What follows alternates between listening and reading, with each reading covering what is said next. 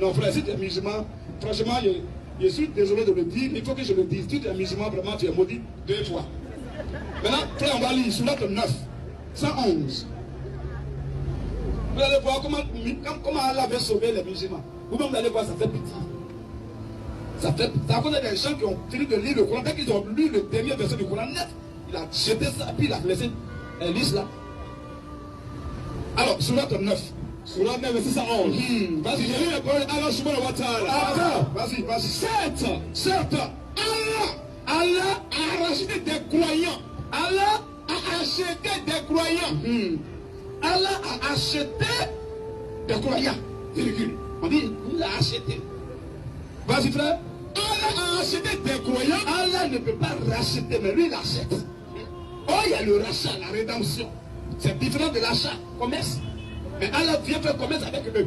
Allah a acheté les croyants. Les croyants, vas-y. Leur personne. Il a acheté d'abord leur personne et leur bien. Et également leur bien. Maintenant, en échange du paradis.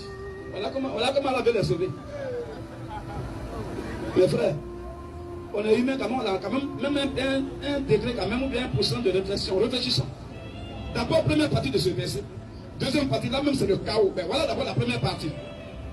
Allah achète les croyants, leur personne, leur vie, leur bien, tout ça. En échange du paradis. Maintenant, quand on dit il achète là, ça d'abord c'est la phase introductive. Maintenant, quand il dit il les achète comment? C'est important aussi de voir ça.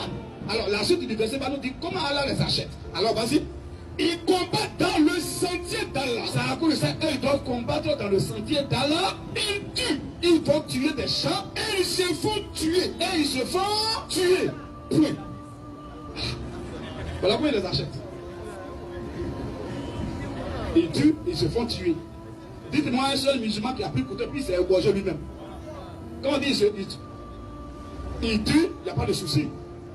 Ça c'est clair. Tout le monde le sait déjà. Voilà, ils coupent peut-être des gens, ils mettent ils font de n'importe quoi, il n'y a pas de problème. On dit ils se font aussi, eux-mêmes ils se tuent. Un homme qui se tue va aller au ciel. Oh. Mais là, regardez moi ici. On dit, ils se font tuer. Ils se font tuer comment? Expliquez-nous ça. Ils tuent en même temps, puis ils se font aussi tuer. Attends, toi, vous m'avez dit qu'Attata, lui, ils sont vivants. Ils ont placé les bombes. C'est lui qui est la première victime. Ils bombent sur lui d'abord. Et il vient dans une foule où il y a beaucoup de foules, comme beaucoup de personnes. Il se met dedans, il appuie. Et puis lui, c'est parti. Tout le monde meurt. Lui, il meurt. Il a goût à tuer. Et lui-même, il s'est tué.